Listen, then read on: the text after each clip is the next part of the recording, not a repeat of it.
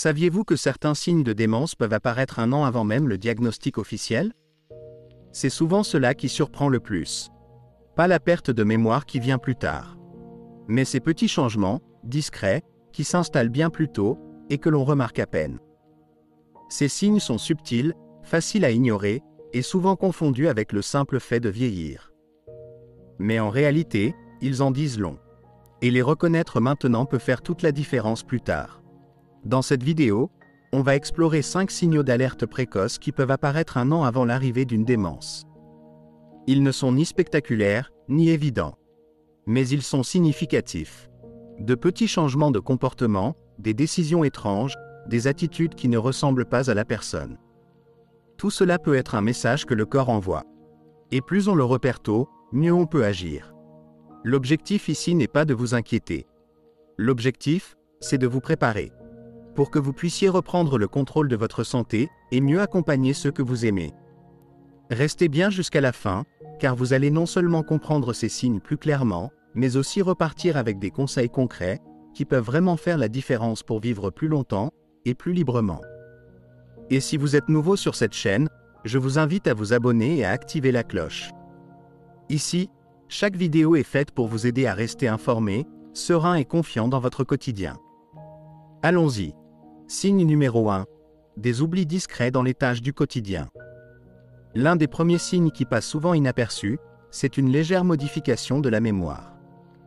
Pas une perte brutale, ni une confusion majeure. Mais plutôt de petits oublis dans des gestes simples, ceux qui autrefois semblaient automatiques. Ce n'est pas le fait d'oublier le nom d'un proche ou de se perdre dans un endroit familier, ces signes arrivent plus tard. Ce qui apparaît d'abord, c'est un enchaînement de petites erreurs du quotidien. Par exemple, vous entrez dans la cuisine, et vous ne savez plus pourquoi.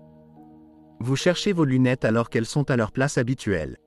Ou vous oubliez un rendez-vous chez le dentiste, alors que vous étiez persuadé de l'avoir noté. Sur le moment, ces oublis paraissent anodins. Et parfois, ils le sont. Mais quand ces moments deviennent plus fréquents quand ils commencent à perturber votre routine. Ils peuvent être les premiers signes d'un changement plus profond. Ce qui est souvent troublant, c'est cette frustration silencieuse qui s'installe. Car au fond, quelque chose vous dit que ce n'est pas normal. Mais vous essayez de vous rassurer, c'est sûrement la fatigue, une journée chargée ou un moment d'inattention. Ce qui distingue ces oublis d'une simple distraction, c'est l'absence de conscience du problème. Une personne peut raconter la même histoire 3 fois dans la même journée, sans réaliser qu'elle se répète. Ou oublier d'éteindre le gaz, non pas par précipitation, mais parce que l'action s'est simplement évaporée de son esprit en plein milieu. Et quand cela commence à affecter la vie quotidienne, factures non payées, médicaments oubliés, tâches simples qu'on perd de vue, il est temps d'y prêter attention. Prenons l'exemple d'Henri, 74 ans. Sa fille s'est rendue compte qu'il lui posait la même question sur son travail à chaque appel. Au début, elle pensait que c'était juste une façon affectueuse de s'y intéresser. Mais elle a fini par comprendre qu'il ne retenait pas la réponse. Puis il a oublié de renouveler son permis de conduire, un geste qu'il faisait pourtant chaque année, sans jamais y penser. Ce ne sont pas des événements spectaculaires. Mais mis bout à bout, ils dessinent un signal. Ces oublis discrets peuvent précéder de plusieurs mois, parfois même d'une année, les signes plus évidents de la démence. Ils ne sont pas toujours faciles à repérer, surtout si la personne semble encore bien fonctionner par ailleurs. Mais ce sont des signaux d'alerte silencieux. Et plus on les identifie tôt, plus on peut agir. Cela peut être un simple suivi, une discussion avec un médecin, ou quelques ajustements dans la routine pour préserver l'autonomie et la sécurité. Signe numéro 2, des changements d'humeur ou de personnalité. Quand on pense à la démence, on imagine tout de suite des troubles de la mémoire. Mais bien avant que la mémoire ne devienne un problème, il peut y avoir des changements visibles dans la façon dont une personne agit, ressent ou interagit avec le monde autour d'elle. Et ce ne sont pas de simples « mauvaises journées » ou un peu d'irritabilité liée à l'âge. Ce sont des changements qui ne ressemblent pas à la personne telle qu'on la connaissait. Des réactions qui surgissent sans raison apparente et qui surprennent même les proches. Un des signes les plus courants, c'est une irritabilité inhabituelle. Quelqu'un de naturellement calme et patient peut devenir brusquement plus nerveux, plus susceptible, s'énerver pour de petites choses, ou perdre pied quand sa routine est un peu bousculée. Ce n'est pas que la vie est devenue plus compliquée. C'est simplement que sa tolérance a diminué. En silence. D'autres deviennent plus anxieux ou fermés, même dans des situations où ils étaient autrefois à l'aise. Une femme qui aimait aller à l'église ou participer à un club de lecture commence soudainement à éviter ses sorties. Elle dira peut-être qu'elle est fatiguée ou pas d'humeur. Mais au fond, ses environnements lui demandent désormais un effort trop lourd. Suivre les conversations, gérer la présence des autres, ou même faire le trajet peut devenir angoissant. Et parfois, ces émotions se transforment en retrait.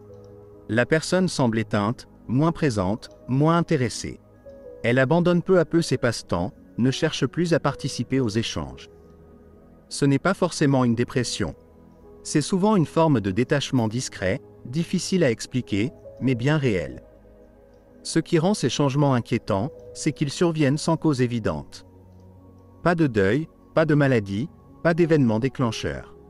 Un fils dira que sa mère ne rit plus comme avant. Un ami remarquera qu'il y a quelque chose d'éteint. On ne saurait dire quoi exactement, mais on sent que la personne n'est plus tout à fait elle-même. Chez certaines personnes, cela passe aussi par une rigidité mentale nouvelle. Walter, 76 ans, était connu pour sa curiosité et son ouverture d'esprit. Mais sa fille a remarqué qu'il devenait suspicieux, méfiant, même face à des choses simples. Quand elle lui a expliqué des changements d'assurance, il a tout remis en doute. Il rejetait chaque nouvelle idée, avec une fermeté qu'il n'avait jamais eue. Ce n'était pas juste un caractère grognon. C'était sa vision du monde qui changeait, sans bruit. Ces changements d'humeur ou de personnalité peuvent précéder les troubles de mémoire de plusieurs mois. Ils sont liés à des altérations dans les zones du cerveau qui régulent les émotions. Et c'est justement leur apparition soudaine, sans raison apparente, et leur persistance qui doit alerter. Certes, l'humeur peut varier à cause de la douleur, des médicaments ou d'un deuil. Mais quand ces attitudes n'ont jamais existé auparavant, et qu'elles deviennent une nouvelle norme, il est temps de s'en préoccuper. Plus on s'en rend compte tôt, plus il est possible d'agir, consulter un médecin, ajuster le rythme de vie, ou tout simplement observer de plus près. Signe numéro 3. Des difficultés à suivre les conversations. Un des signes précoces les plus sous-estimés d'un changement dans le cerveau, c'est la difficulté à suivre le fil d'une conversation. Il ne s'agit pas ici d'un oubli ponctuel ou d'un moment de distraction, ça arrive à tout le monde. Ce dont on parle, c'est d'un vrai trouble à traiter les informations en temps réel, surtout quand elles s'enchaînent rapidement, comme dans une discussion de groupe.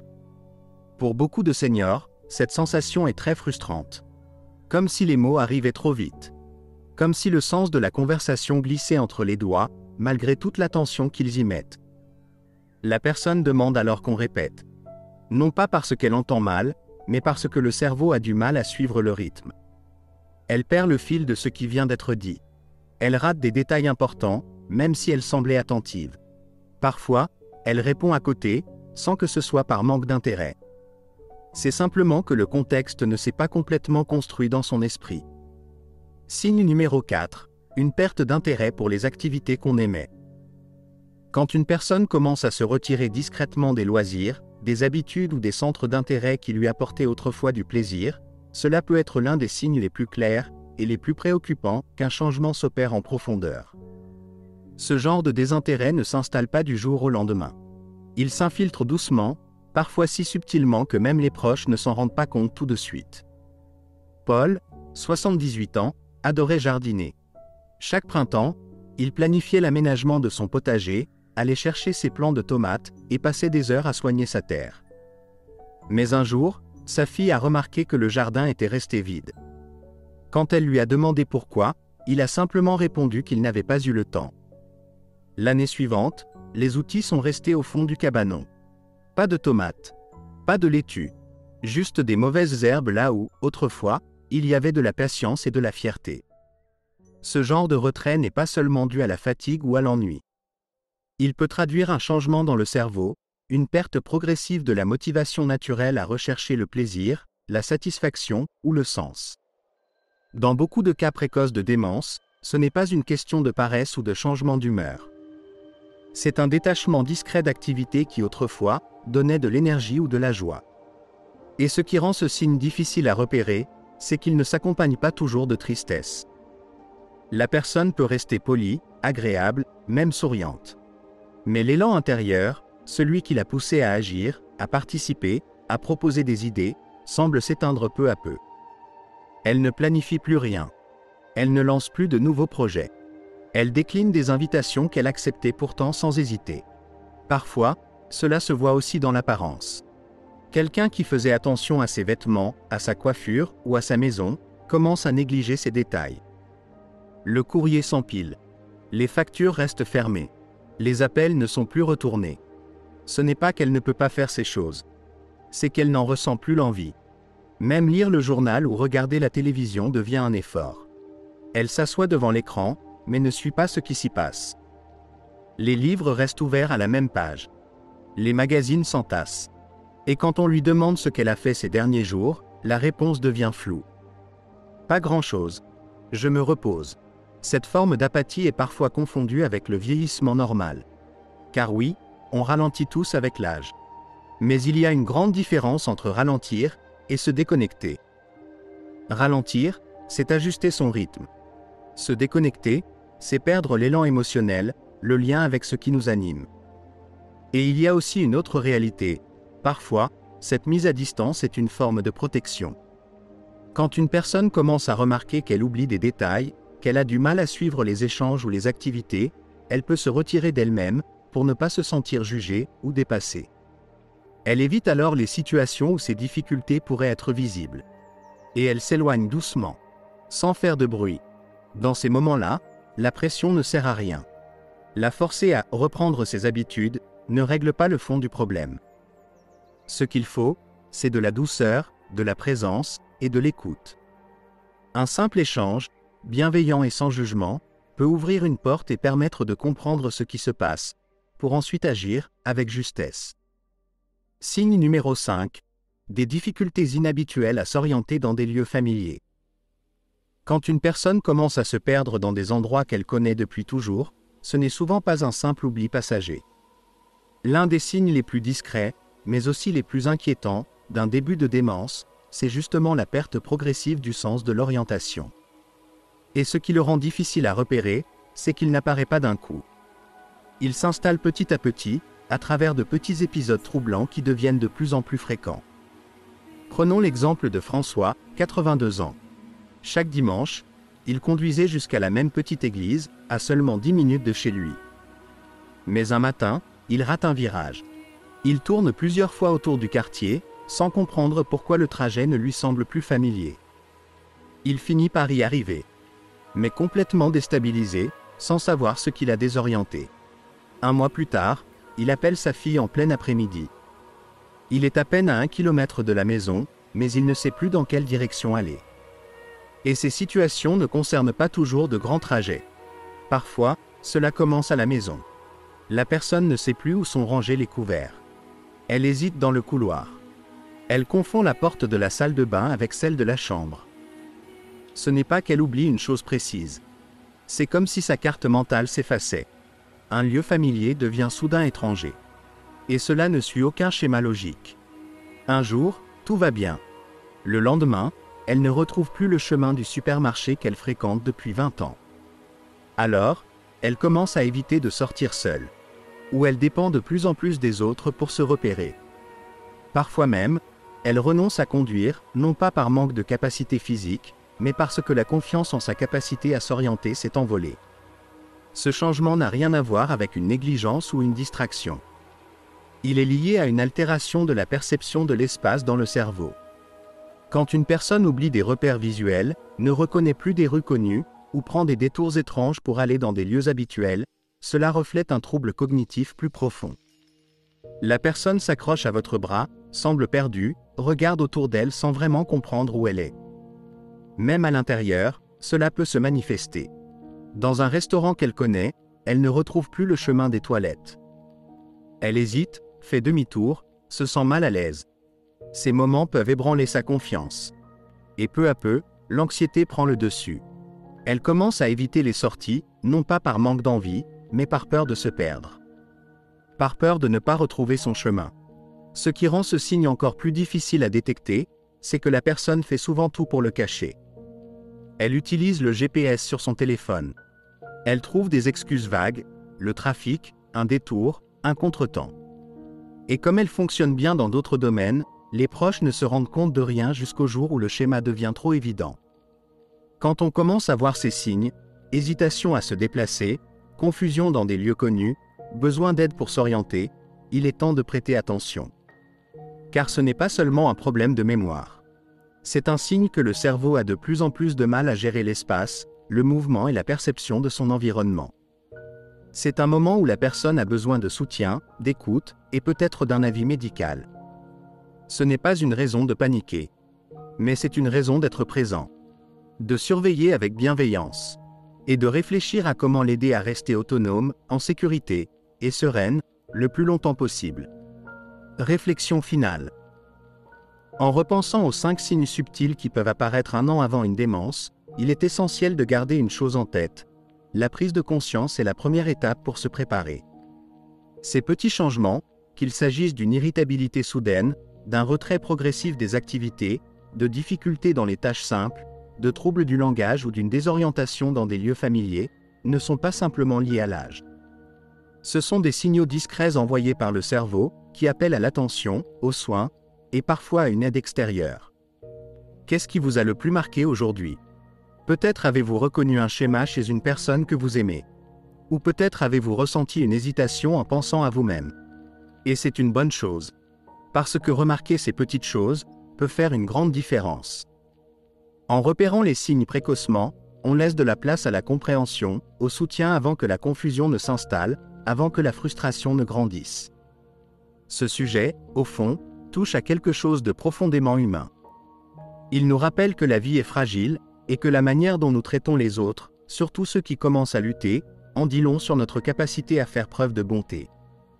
Ces signes ne sont pas seulement des indices médicaux. Ce sont des invitations à être là, à accompagner, à rassurer, à marcher aux côtés d'une personne au lieu de la laisser marcher seule. Et si vous vous reconnaissez dans certains de ces signes, rappelez-vous ceci. Vous n'êtes pas défini par vos oublis, vos hésitations ou vos changements. Vous êtes défini par votre force intérieure, votre histoire, et toute la sagesse que vous avez construite au fil du temps. Demander de l'aide, ou parler de ses inquiétudes, ce n'est pas un signe de faiblesse. C'est une preuve de courage. Il faut du courage pour regarder les choses en face. Et encore plus de courage pour avancer. Avec le bon accompagnement, les signes précoces de démence ne mènent pas forcément à la peur. Ils peuvent aussi mener à plus de compréhension, à de nouvelles habitudes, et à une nouvelle façon d'apprécier les petits plaisirs du quotidien. À des liens qui restent forts, même si les mots parfois vacillent. Merci d'avoir été avec nous aujourd'hui. Nous serions ravis de lire vos retours. Dites-nous en commentaire ce que vous avez retenu de cette vidéo, et comment vous pensez l'appliquer dans votre vie. Vos mots comptent. Et les lire nous encourage, jour après jour. Si cette vidéo vous a aidé, pensez à mettre un « j'aime », à vous abonner et à la partager autour de vous. Votre soutien nous permet de continuer à créer du contenu utile, bienveillant et profondément humain. Merci encore, et à très bientôt pour une nouvelle vidéo.